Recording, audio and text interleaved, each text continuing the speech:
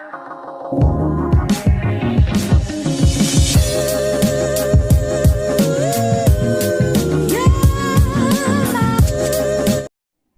Morning खमा गणिसा, कैसे हैं आप सब लोग। स्वागत है आप सबका आपके अपने चैनल नीतू चौहान ब्लॉग्स और नीतू चौहान फैमिली में। और आप सबके क्या हाल चाल कमेंट करके ज़रूर बताइएगा। उम्मीद करती हूँ आप सब लोग बहुत अच्छे होंगे, स्वस्थ होंगे, मस्त होंगे, खुश होंगे। मैं भी अच्छी हूँ, स्वस्थ हूँ, मस्त हूँ, खुश हूँ। और आज का ब्लॉग बहुत जल्दी शुरू हो गया है। जी हाँ, अभी करीबन हुए होंगे 5:15 या 5:20।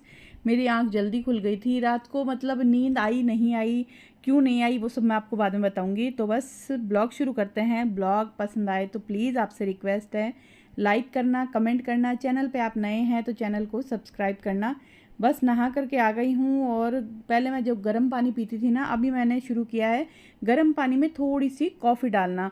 मैंने सुना है कि ब्लैक कॉफ़ी सुबह सुबह गर्म पानी के साथ पीनी चाहिए, अच्छी होती है। पता नहीं क्या होता है, फैट कटर होता है, ये होता है, वो नहीं मालूम, मगर मैं हाँ मैंने पीना शुरू कर दिया। और कुछ नहीं डालती, सिर्फ गर्म पानी और थोड़ी सी कॉफ़ी।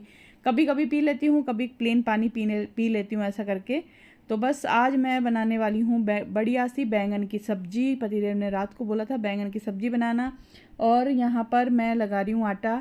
आप लोग सोचोगे आप सुबह इतनी जल्दी आटा लगा देते हो, मेरा बहुत पहले से रूटीन है। मैं सुबह उठते ही आटा लगाना, सब्जी बनाना, कुछ काम, नहाना, मतलब मैं बिना नहाए किचन में नहीं आती। ये बहुत पहले से हमारा रूल रहा है। मतलब ऐसा समझ लो मेरी शादी के थोड़े दिनों बाद ही मुझे एक भयंकर वाली डांट पड़ी थी। एक बार सुबह सुबह नई नई शादी हुई थी, जब मुझे डांट पड़ी थी। एक तो सुबह थोड़ा लेट उठने पे, एक सुबह नहीं नहाने पे, ऐसा कुछ था। पूरा डिटेल में मुझे याद नहीं है। एक्चुअली क्या है ना, छोटी थी, शादी हुई थी तब, मुझे ना पता नहीं आँख नहीं खुली क्या हुआ, तब मेरे सासू जी से मुझे डांट पड़ी थी बहुत भयंकर वाली। उस वक्त मैं रोई भी थी, आंखों में भयंकर वाले मेरे बड़े बड़े आंसू भी आए थे। तो वो दिन और आज का दिन, वो डांट मैं आज भी नहीं भूली हूँ कि मैं सुबह जल्दी उठने लगी हूँ। उठते ही सबसे पहले मैं नहाती हूँ, फिर किचन में आती हूँ। तो बस यहाँ पर मेरे बैंगन की सब्ज़ी बन गई है, आटा भी मैंने लगा दिया है। और कल मैंने मलाई जमाई थी, तो बस आज मैं इसका मक्खन निकालूंगी, घी गरम करने के लिए रखूँगी। पहले पहले ना मुझे मक्खन निकालने में थोड़ी सी दिक्कत होती थी, मतलब मुझसे सही सेट नहीं होता था मक्खन। लेकिन अभी मेरा हाथ बैठ गया, अब मेरे लिए बहुत आसान है मक्खन निकालना छाछ में से, इस मलाई में से। तो यहाँ आप देख सकते हो मक्खन अलग हो गया है। लेकिन अब मैं डालूँगी बर्फ़, ताकि जब मैं इसको मक्खन को इस छाछ में से निकालूँ ना, तो ये बहुत अच्छे से निकल के आ जाए, बिखरे नहीं। बर्फ़ डालना बहुत ज़रूरी है क्योंकि गर्मियाँ है ना, तो मक्खन है ना वो बिखरा बिखरा सा अजीब सा हो जाता है। तो यहाँ पर बर्फ़ डाल के 2-4 मिनट के लिए छोड़ूंगी ना, जब तक मक्खन एकदम टाइट हो जाएगा। और इसको दबा दबा के इसके अंदर जितनी भी छाछ है ना उसको निकाल दूंगी, क्योंकि कहते हैं मक्खन निकाले उसके साथ में छाछ आ जाती है ना, तो वो घी गर्म करने में बहुत ज़्यादा परेशान आती है, दिक्कत करता है। और जो बर्तन है वो पूरा जल जाता है, लेकिन आपका घी अच्छे से गर्म नहीं होता। तो इस तरीके से मक्खन को दबा दबा के मैं इसके अंदर से पूरी छाछ निकाल दूंगी। और आप देख सकते हो बर्फ़ मेल्ट हो गई है और ये मक्खन बहुत अच्छे से टाइट हो गया है, और इसलिए इजी हो जाता है मक्खन निकालना छाछ में से। और बस ये जो छाछ है ये तो मैं फेंक दूंगी, पहले तो मैं पी लेती थी, पर अभी तो इतनी सारी छाछ को मैं क्या ही करूँगी, अकेली मैं पी नहीं सकती। तो बस मैं इसको थोड़ा बहुत मतलब मक्खन देखूंगी, कोई ब्रेकफास्ट के लिए रखना होगा तो रखूँगी, वरना मैं सारा मक्खन गरम करके घी बना लूँगी और इसको छान करके डब्बे में डाल दूँगी। आजकल जब से मैं मक्खन बनाने लगी हूँ, घी बनाने लगी हूँ ना, मैंने मार्केट से मक्खन घी लाना बंद कर दिया है। मतलब मैं बाज़ार से घी नहीं लाती। जितना भी घी हमारे घर में लगता है वो टोटल घी हम घर पे ही बनाते हैं। और यहाँ तक कि इस बार सर्दियों में जो पतिदेव के लिए लड्डू बनाए थे ना, वो भी मैंने घर के घी से ही बनाए थे। और यहाँ पे सुबह के जो छोटे मोटे काम निपटा कर घी गर्म करने के लिए रख दिए हैं। किचन मैंने एक बार फिर से क्लीन कर दिया है, क्योंकि मेरी आदत है थोड़ा सा काम करते मैं किचन क्लीन कर देती हूँ। और आज मौसम थोड़ा थोड़ा सा ख़राब है, थोड़े बादल है, अब समझ में नहीं आ रहा कि क्या है, बारिश आएगी या आंधी आएगी। भगवान से प्रार्थना है कि प्लीज़ आंधी ना आए, बारिश आ जाए। क्योंकि आंधी आ गई ना, ओहो, घर पूरा गंदा कर देते हैं, मतलब घर का एक एक कोना गंदा कर देता है। और इतनी ज़्यादा गर्मी है, इतने पसीने आ रहे हैं। और देखो मेरे इतना काम हो चुका है और अभी टाइम हुआ है 6:40 और यहाँ मेरा घी भी गर्म हो रहा है। और अब मैं चेंज करके आ गई हूँ, मैं जाऊँगी मंदिर जाके आऊँगी। जब तक चाय बनने के लिए मैंने रख दिया है, गैस कम कर दिया है, चाय धीमी धीमी आंच पे चाय बनती रहेगी, घी गर्म होता रहेगा। फ्लेम मैंने एकदम लो रखा है घी का, क्योंकि तेज़ फ्लेम कर देते हैं ना तो घी बहुत जल्दी जलने लगता है। तो बस फटाफट जाऊंगी मंदिर, जाके भोलेनाथ को जल चढ़ा के सभी जो प्रतिमाएं हैं भगवान की उनको प्रणाम करूंगी और वापस आऊंगी। और हाँ, मैंने बता रही थी ना आपको कि क्या हुआ, मैं रात को मतलब नींद क्यों नहीं आई, क्योंकि आज जो मेरा बेटा है ना वो न्यूजीलैंड से फ़्लाइट लेगा सिंगापुर की। जी हाँ, वो वापस आ रहा है, फाइनली मेरा बेटा वापस आ रहा है, हर्षु वापस आ रहा है। मैं बहुत खुश हूँ, आप मानोगे नहीं, रात को मुझे नींद नहीं आई। मतलब एक तो वो जो अहमदाबाद में हुआ ना उसका तो डर खौफ है ही, मतलब मैं बता नहीं सकती। मैंने उस पर ना वीडियो भी डाला था नीतू चौहान ब्लॉग्स पे कि लोग ऐसे ऐसे वीडियो शेयर कर रहे थे, तो मुझे बहुत डर लग रहा था। एक वो डर था, फिर एक खुशी भी थी, हर्षु वापस आ रहा है। तो मुझे रात को नींद आई नहीं चैन की, मतलब आँख खुल रही थी बंद हो रही थी, खुल रही थी बंद हो रही थी, नींद में भी है ना वो सब दिमाग में चल रहा था, हर्षु आ रहा है, फ़्लाइट पकड़ रहा है। तो आज हर्षु न्यूजीलैंड से फ़्लाइट लेगा, उसकी फ़्लाइट है 8-9 घंटे की, न्यूजीलैंड से सिंगापुर तक के।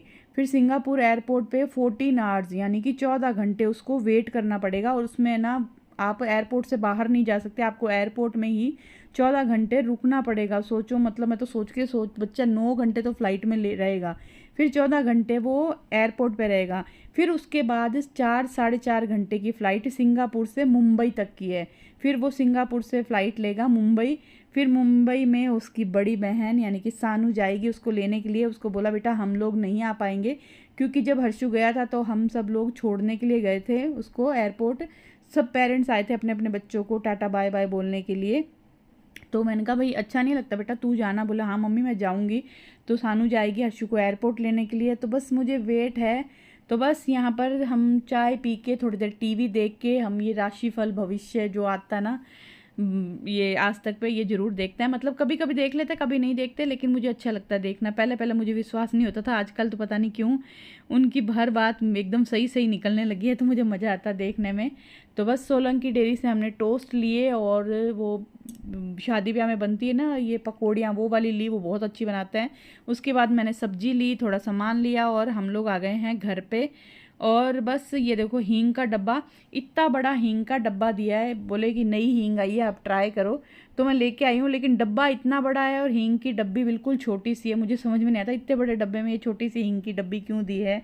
और बस मैंने मेरे बच्चों के वेलकम की तैयारी कर दी है। आप देख रहे हो बीका जी भुजिया मैं कभी नहीं लाती हूँ, ये दोनों बच्चे ही खाते हैं, हम दोनों पति पत्नी नहीं खाते हैं। और मैं लाई हूँ धागे वाली मिश्री, आंवला, और मैं उनको बनाऊंगी डोसा बना के खिलाऊंगी, क्योंकि सानू ने मेरा ब्लॉग देखा था, बोले मम्मी आप है ना डोसा बना रहे हो, चीज़ पिज़्ज़ा डोसा हमें भी खिलाना। और ये लाई हैं हम ब्राउनी, बहुत टेस्टी थी, ये सोलंकी डेयरी पे मिलती है, इसमें कई फ्लेवर मिलते हैं, ऑरेंज पाइनएप्पल ये सब। तो वो सब लाए, और टोस्ट ख़त्म हो गए थे, टोस्ट लेके आई हूँ, और फ्रूट्स और सब्जियाँ, और मेरे बच्चों के लिए लेके आई हूँ मैंगो। तो वो आएंगे जब उनको मैंगो काट के भी खिलाऊंगी, मैंगो लस्सी पिलाऊंगी, मैंगो शेक पिलाऊंगी। मतलब मुझे इतना सब वो दिमाग में ना, ये खिलाऊंगी वो पिलाऊंगी, ये करूंगी वो करूंगी। तो कभी कभी बड़ा लग रहा है यार, कभी तो हम भी खुद छोटे थे, हम खुद मम्मी के भरोसे थे, और आज हम अपने बच्चों का वेलकम कर रहे हैं, बच्चों की तैयारी कर रहे हैं। मतलब मेरी तो तैयारी हो ही गई है बच्चों के वेलकम की, मैं उनको क्या क्या खिलाने वाली हूँ। बस हाँ, आज रात को पतिदेव लाएंगे पनीर क्या सॉरी दूध लाएंगे, तो उनको पनीर बना के, दूध फाड़ के पनीर बना के रखूँगी, क्योंकि तो जी पतिदेव आ गए थे इसलिए बेल बज गई थी। तो हाँ, मैंने पनीर बनाया है, क्योंकि मैं उनको पनीर के पराठे भी खिला सकती हूँ, पनीर की कोई भी सब्जी बना के खिला सकती हूँ, पनीर से मतलब कुछ भी बना के खिलाऊंगी, इसलिए मैंने पनीर बना लिया है। यहाँ पे बीका जी भुजिया जो लाई हूँ ना, ये बच्चे ही खाते हैं, और पतिदेव भी खा लेते हैं, बच्चे नहीं होते तो हम लोग ये नमकीन वमकीन नहीं लाते, हमारे घर में ना कोई भी मिक्सचर नमकीन नहीं मिलेगी आपको। तो बस यहाँ पर मेरी तैयारी हो गई है, अब मैंने चाय बनाने के लिए रख दी है। चाय मैं बना करके मतलब धीमी धीमी आंच पे बना करके रख दूंगी, और ये नमकीन और ये सब मैं ना डाइनिंग टेबल पे रखती हूँ, ताकि उनको सामने नज़र आए ना तो खा ले। वरना हमारे क्या होता है ना कि अगर मान लो मैंने डब्बे वब्बे में भर के इधर उधर रख दी ना, तो वो पड़ी पड़ी ख़राब हो जाएगी, कोई खाता भी नहीं है। तो मैं कोशिश करती हूँ कि कोई ऐसी चीज़ होती है ना जिसको आदमी खा ले, तो उसको डाइनिंग टेबल पर रखती हूँ सामने, ताकि सामने नज़र आए। तो बस यहाँ पर मैं सब्जियाँ वब्जियाँ ले आई हूँ। वैसे सब्जी तो मैं सिर्फ 3 दिन की लाई हूँ, क्योंकि बच्चे आने के बाद 3 दिन ही हम घर पे रहेंगे, उसके बाद हम हनुमानगढ़ के लिए निकल जाएंगे मेरे मायके। तो वहाँ पे हमारा 2 दिन का है, मतलब हम लोग सुबह यहाँ से निकलेंगे, 12 बजे पहुँचेंगे, और फिर बस लंच करेंगे, पूरा दिन रहेंगे, नेक्स्ट डे पूरा दिन रहेंगे, और उसके अगले दिन हम लोग दोपहर में लंच करके वापस निकल जाएंगे। और टोस्ट मेरे ख़त्म हो गए थे, टोस्ट लेके आई थी। पतिदेव को सुबह सुबह चाय टोस्ट चाहिए, और कभी कभी आजकल मैं भी ले लेती हूँ, कभी नहीं लेती पर कभी ले लेती हूँ, 90% तो ले ही लेती हूँ। भूखे पेट चाय नहीं पीनी चाहिए। और बस सोचा फटाफट ये बर्तन साफ़ कर दूँ क्योंकि मैंने चाय पी ली है। और उसके बाद मैं बनाऊंगी पतिदेव के लिए रोटी। और ये जो ब्लॉग है ना, ये मैंने सोचा है कि मैं मॉर्निंग टू इवनिंग तक का रूटीन आपके साथ शेयर करूंगी। तो देखते हैं कितना मैं ब्लॉग बना पाती हूँ। उम्मीद करती हूँ आपको मेरा डेली रूटीन, मेरा काम पसंद आता होगा। यहाँ पे जो मैं घी गरम करके गई थी ना, उसको ठंडा हो गया था, वापस थोड़ा सा गुनगुना किया और इसको मैं छान करके रख दूंगी। क्योंकि बच्चों ने बोला मम्मी जिस दिन मैं आऊँ ना, बच्चों ने नहीं, खासकर हर्षु ने, कि जिस दिन आऊँ ना मम्मी सबसे पहले मुझे दाल बाटी खिलाना। क्योंकि राजस्थानी के अंदर से राजस्थानी खाना बाहर कभी नहीं निकाल सकते। मतलब बोले मैं दाल बाटी को बहुत मिस करता हूँ। वैसे तो राजस्थानी खाने को ही मिस करता हूँ, आपके हाथ के खाने का मिस करता हूँ, लेकिन मैं दाल बाटी को बहुत ज़्यादा मिस करता हूँ। तो जिस दिन मैं पहुँचूँ उस दिन डिनर में आप मुझे दाल बाटी बना करके खिलाइएगा। तो मैं घी भी गरम कर लिया है, बाटी बना के खिलाऊंगी मस्त उसको। और यहाँ पर पतिदेव का मैंने लंच बॉक्स भी तैयार कर दिया है। तो अभी गैस गरम है, गैस चूल्हा गरम है। तो मैं सोच रही हूँ पहले मैं जाके पूरे घर में झाड़ू डस्टिंग कर देती हूँ, उसके बाद फिर मैं गैस साफ़ करूँगी और ये छाछ बनाऊँगी पतिदेव के लिए। और हाँ, बस मुझे लगता है इस ब्लॉग को मैं कंटिन्यू नहीं कर पाऊँगी क्योंकि आगे मुझे थोड़े से और भी काम हैं। कुछ ऐसे काम हैं जिसके लिए मुझे पूरा मेहनत, पूरा कंसंट्रेट, पूरा टाइम उसमें देना पड़ेगा। तो मैं ब्लॉग नहीं बना पाऊँगी। लेकिन फिर भी बस ये अपडेट देनी थी कि मेरा बेटा आ रहा है, मेरा बच्चा आ रहा है। और हाँ, एक चीज़ और पता है, जब हर्षु न्यूजीलैंड था ना, तो मैं सुबह से लेके शाम तक शायद 20 से 25 बार न्यूजीलैंड का टाइम चेक करती थी। और अभी ऐसा हो गया है कि जब हर्षु न्यूजीलैंड से निकल के सिंगापुर पहुंच रहा है ना, तब मैं उसका सिंगापुर का टाइम चेक करती हूँ। तो मैंने पतिदेव को बोला, मैंने कहा जब हर्षु फाइनली इंडिया पहुंच जाएगा ना, तो ना मैं न्यूजीलैंड का टाइम देखूंगी ना सिंगापुर का टाइम देखूंगी, मुझे कोई मतलब नहीं है। मेरा बच्चा है ना, जब तक मैं न्यूजीलैंड और सिंगापुर का टाइम चेक करती रहूँगी।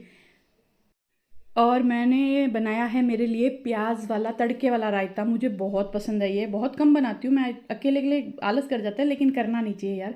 जो भी मन करे ना खुद के लिए बना करके खा लेना चाहिए। क्योंकि पतिदेव तो एक संडे को घर पे रहते हैं, तो मैं कभी बनाती हूँ कभी नहीं बनाती। तो आज मेरा मन किया कि बैंगन की सब्जी के साथ में मैं ये क्या बोलते हैं इसको, रायता खाऊंगी, तड़के वाला रायता प्याज वाला।